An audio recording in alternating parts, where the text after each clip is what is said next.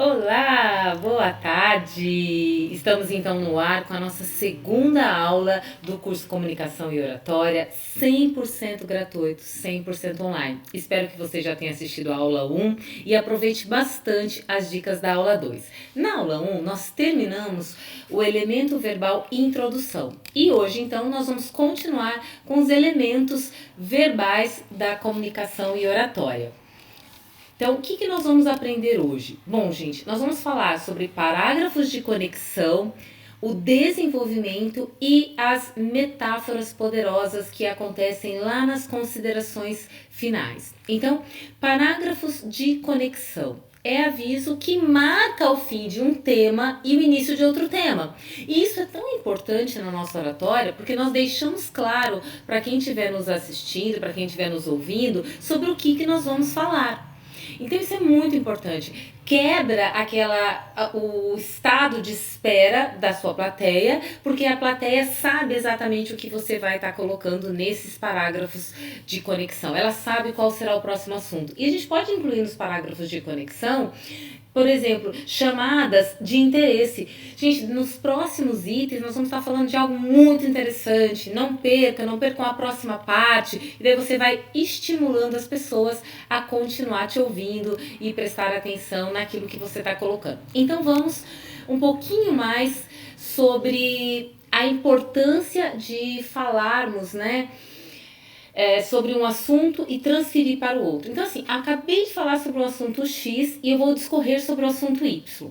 Ao terminar o assunto 1, eu vou mostrar, como se fosse uma pequena síntese, estão terminando o assunto tal, onde destacamos isso, isso e isso. Vamos agora abordar o item 2 da nossa palestra dessa noite, da nossa aula, da nossa reunião, e que trata de... Então, o parágrafo de conexão, ele encerra o anterior e inicia o começo.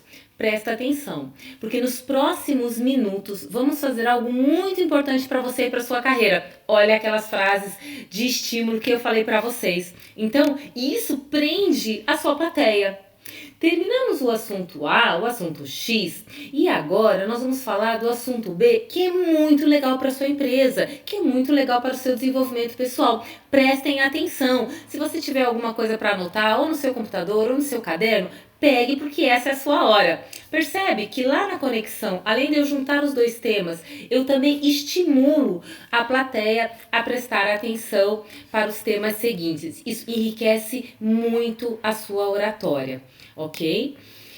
Dicas para construção do texto. Então agora eu já estou construindo o texto como um todo. Aqui, gente, essa dica é de ouro e de verdade, pega a caneta, anota, tira print dessa foto, assista quantas vezes forem necessário, porque isso é uma técnica que demorou muito tempo para eu encontrar. Porque além dela me ajudar a construir um texto, ela ainda estimula a minha memória. E a neurociência vem exatamente colaborar com a sua capacidade de absorção de conteúdo e depois a transmissão. Então, anota de verdade, porque isso é bem legal e é bem importante. Vamos economizar aí alguns meses de treino. Primeira coisa, para a leitura e construção de conteúdo, você vai dar nomes e cores para os seus capítulos. Se for uma reunião, se for uma palestra, se for uma aula, como você quiser. Então, o capítulo 1 vai ser o capítulo A, o 2, o B, pode ser nomes, ou capítulo amarelo, capítulo azul, capítulo verde, e daí você usa só as cores. Você pode dar nome e cores ou apenas cores. Se você escolheu o capítulo que você deu de nome A, né, o capítulo A do seu trabalho, ele tem a cor amarela. O capítulo 2 tem a cor laranja. Você já vai separando post-it destas cores e marca texto. Então, olha lá. Você nomeou os capítulos ou não, pode escolher só apenas dar cor nos seus capítulos, nos seus diferentes temas. Você vai dar uma cor para ele, vai providenciar post-it e marcador de texto, ok? E aí nós vamos começar a construir o texto ainda. Adriana, eu já estou com tudo pronto, eu já tenho marcador, já tenho o marca-texto, já tenho post-it, como é que eu começo? Você vai começar, separou a sua bibliografia de pesquisa, uma leitura livre, sem nenhum comprometimento. Vai lendo tudo que você encontrar sobre o assunto para você começar a ter insights poderosos. Porque às vezes, lá no seu roteiro, você colocou que ia falar sobre 4 subtópicos de um determinado tema. E ao ler livremente sobre aquele tema, você viu que tem um tema muito legal e que você não está abordando. Então você vai substituir um dos seus temas ou acrescentar um quinto. Então o objetivo dessa leitura livre é incrementar o seu sumário inicial, o seu roteiro inicial. A segunda leitura é uma leitura com grifo e sinalizadores de cores. Gente, aqui é a dica da neurociência para vocês. Anota, não esquece e nunca mais estuda de outro jeito, ok? Vamos dar um up na nossa memória, vamos dar um plus na nossa oratória, mostrando competência na absorção de conteúdo. Então você fez uma leitura livre, já teve todos os insights, você vai fazer a segunda leitura de todo o material que você selecionou. Só que você vai ler com seu post-it e todos os marcadores de texto do seu lado. Aí o capítulo amarelo, você está lá lendo, encontrou um parágrafo inteiro, super interessante, que cabe no seu capítulo 1. Pega o marcador amarelo e marca e coloca bem do lado dele, ou na superfície do livro, ou na lateral, você coloca o post amarelo. Aí você está continuando lendo e você viu que tem um tema muito legal, tem 2 frases ali importantes para o seu capítulo azul. Mas você está procurando textos para o capítulo amarelo, que é o primeiro. O que você vai fazer? Vai perder aquela frase? Não. Você já vai economizar suas leituras. Já grifa de azul e coloca post-it azul. Então, a sua segunda leitura, você já vai grifando e marcando com post-it cada um dos seus temas. Então, mesmo que você esteja iniciando a leitura para fazer apenas o capítulo amarelo, que é o seu capítulo 1, você vai marcar coloridamente todos os assuntos que aparecerem no texto. Isso vai facilitar que quando você for começar a transcrever o texto, você não vai ler todo o material de novo para procurar o assunto do capítulo 2. Porque você já tem todos os capítulos sinalizados na primeira leitura. Tá? Então, terminamos a primeira leitura, que é essa leitura com grifos e sinalizadores de cores. Você vai transcrever com as próprias palavras de maneira sinalizada por cores e com destaque. Então, suponhamos que você separou o material do capítulo amarelo e ele é o capítulo número 1. Você começa a redigir. Então, tudo que tiver marcado de amarelo, você vai transcrevendo com as suas palavras para construir o seu texto. Gente, a gente não está construindo o texto de uma dissertação ou de uma tese. Você está construindo o seu texto oral. É oratória. Então, você não vai escrever da maneira como se você estivesse lendo uma dissertação. Não é isso. Você vai escrever como você fala. Não vai incluir no seu roteiro, no seu texto, palavras que você não usa normalmente. Então, o autor deu uma palavra muito diferente do que você usa, você não tem esse hábito, não usa, substitua pelo seu vocabulário. E se você percebe que o seu vocabulário é um pouco pobre, falta sinônimos, falta riqueza, leia bastante e comece a utilizar novas palavras no seu dia a dia. No palco não é hora de incluir palavras novas, é na vida. Na vida que nós melhoramos os nossos vocabulários e a nossa riqueza na língua portuguesa. Mas no palco, nós somos quem nós somos. Imagine que ao estar no palco, você tem um megafone e muitas luzes viradas para você. E exatamente, porque está falando com uma tonalidade mais alta, com microfone, com plateia, com luzes, tudo isso faz com que nós tenhamos um pouco de receio, algumas pessoas um pouquinho mais, outras um pouquinho menos, e qualquer coisa diferente de você vai ganhar uma evidência muito grande, isso não é o que a gente gostaria. Ok? Então, tô ali, já fiz a minha primeira leitura livre, já li a segunda vez toda sinalizada, transcrevi todos os capítulos e suas cores. Agora eu começo a memorizar, gente. Eu vou ler em voz alta para verificar, memorizar e ajuste. A primeira leitura em voz alta, o que nós fazemos? Nós criamos uma estrutura mental de absorção de conteúdo.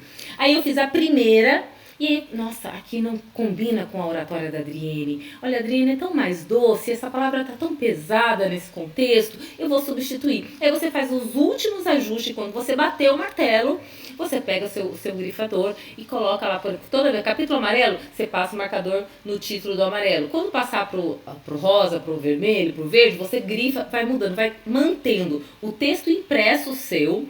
Você também sinaliza marcando os títulos e os subtítulos das cores referentes, porque a sua memória já memorizou o endereço daquele conteúdo. Então não vamos deixar que ela fique confusa. ok?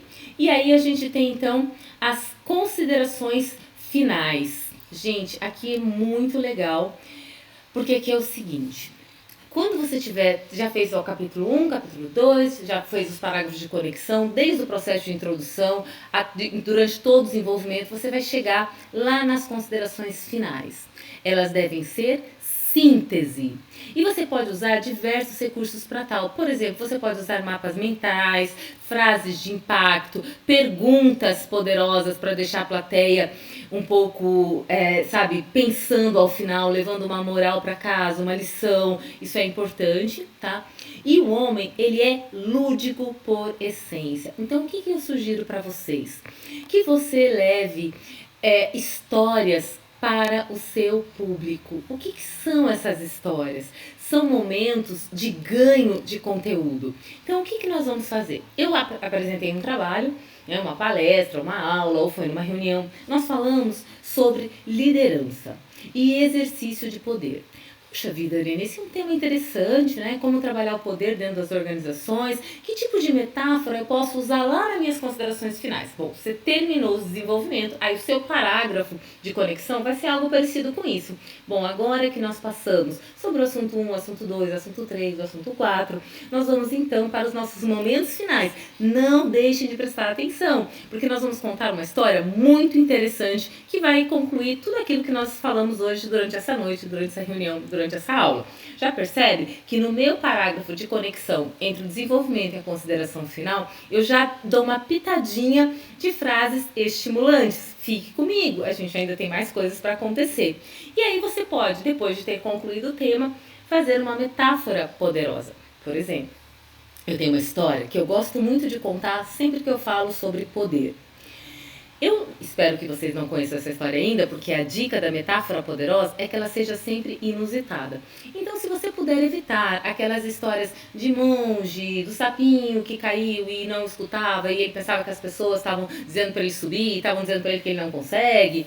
Enfim, não usem essas histórias muito batidas. Procurem na história, procurem conhecimentos gerais, procurem em atualidades, assuntos que têm uma relação com o seu tema e traga. Eu gosto muito de usar histórias da história geral, ou da história do Brasil, ou da história de algum país específico. E eu vou contar para vocês agora, a título de exemplo, uma metáfora sobre poder que eu gosto muito, que foi a construção do castelo de Versalhes na França.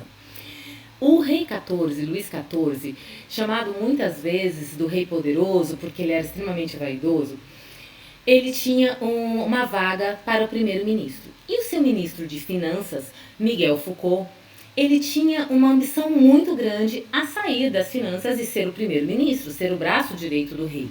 Então, ele, sabendo dessa vaga, ele tinha feito um castelo. O castelo dele é um dos castelos mais bonitos até hoje na França. O castelo de Foucault, ele até hoje é um dos mais bonitos e ele inspirou a construção de Versalhes, que vocês vão ver isso lá no final. Ele construiu então esse castelo que tinha um jardim que parecia um bordado de tão maravilhoso que eram os desenhos feitos com as plantas. Ele trouxe artistas do mundo inteiro, músicas e iguarias da culinária jamais vistas na França. Tudo isso para agradar o rei. Convidou todas as pessoas importantes da França, todas as pessoas que seriam de interesse do rei conviver. E aí iniciou a semana de festas no castelo Foucault.